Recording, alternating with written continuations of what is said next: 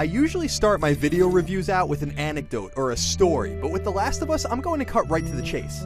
Naughty Dog, the Sony-owned studio responsible for the likes of Crash Bandicoot and Uncharted, has hit yet another home run, this time with a game that tells the dark, hopeless story of a man and a young girl crossing the post-apocalyptic United States.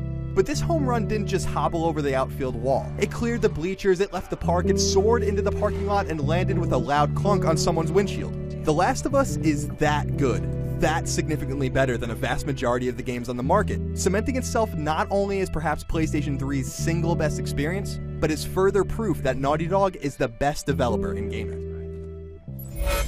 Not me. I know that you are smarter than this. Really?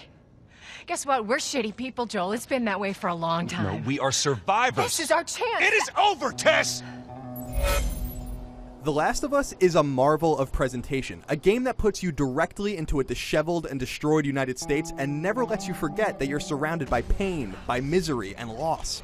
You take control of main character Joel 2 decades after a vicious fungus, cordyceps, obliterates humankind. Naturally, it's a decidedly sad situation, juxtaposed against often brilliant backdrops of untamed wilderness alongside towns and cityscapes rapidly reclaimed by nature. Opposing factions, from the remnants of the government to lawless renegades, do their best to survive. But the truth is, in this world, there's very little worth living for.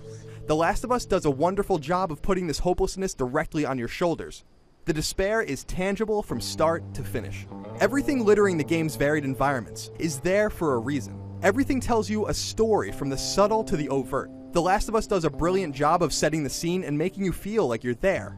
It's essentially video game's version of Cormac McCarthy's The Road. And with such high praise comes high expectations, which The Last of Us meets time and time again. Like The Road, The Last of Us isn't so much about what happened to humanity as it's about the tale of two people and their journey.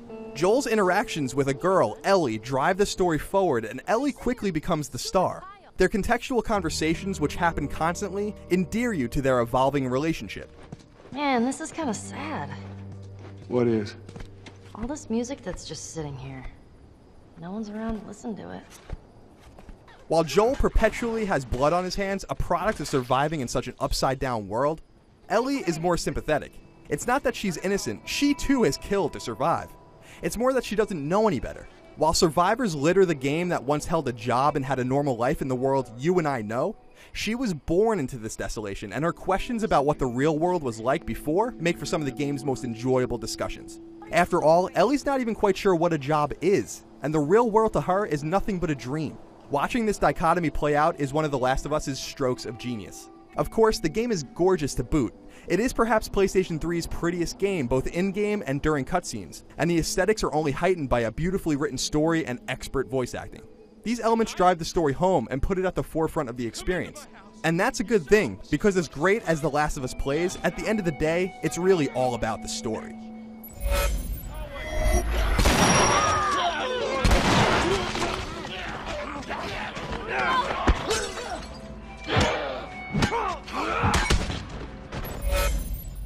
I may have so far given you the impression that other humans are the only danger in The Last of Us, but that's far from the truth. You see, that fungus cordyceps doesn't actually kill people. It turns them into frenzied monsters known as the infected, and those foes, who are contagious by the way, are even bigger threats than other humans. They don't practice self-preservation and they aren't subtle.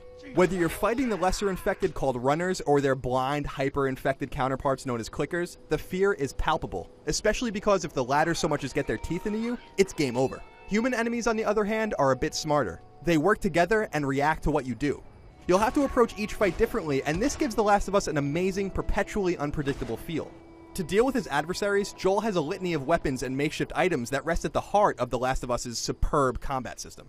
As you might imagine, ammunition is scarce, very scarce in fact, forcing Joel and others like him to cleverly navigate precarious situations. When and where possible, stealth is king, slinking about environments while quietly and covertly taking out enemies by strangling, stabbing, or otherwise brutalizing them without so much as a peep.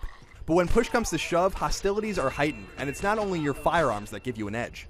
Indeed, by finding the right supplies in the environment ranging from scissors and tape to sugar and alcohol, Joel can concoct a slew of curative and offensive items. This ability gives Joel the feeling of a guerrilla fighter, someone using the environment and all it provides to its fullest advantage. It forces you to make choices, as items are created using ingredients needed to make other items. This makes the player feel both vulnerable and mighty at the same time, as Joel is always a mistake away from death, but a lucky break away from living to see another day. Better yet, the game never ever pauses when you're making these items or toggling through your menus. If you need to deploy a homemade grenade, you'll do so in real time. If you need to create a health kit, you better hope there are no enemies around. The Last of Us totes an amazing sense of urgency that can only be avoided when you're already assured that the coast is clear. And in this world, the coast isn't clear very often.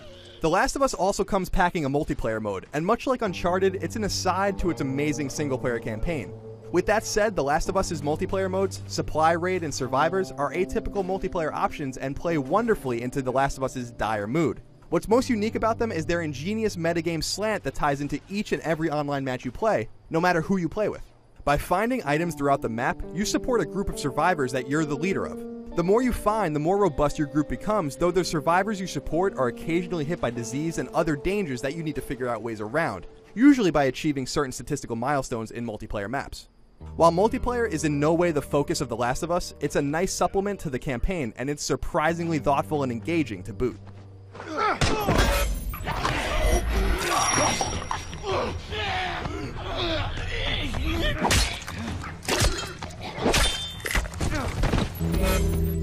The Last of Us is a masterpiece, a case study in how games can immerse you, tell a fascinating story, and make you really care about its characters. The travels of Joel and Ellie, which took me nearly 18 hours to get through on my first playthrough, provide one of the most memorable, heartfelt, and outright brutal adventures gaming has ever taken me on.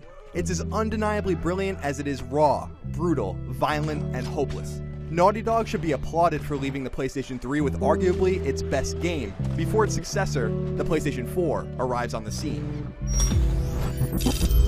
The Last of Us is unrivaled in so many ways, and I'd recommend it to any PlayStation 3 owner.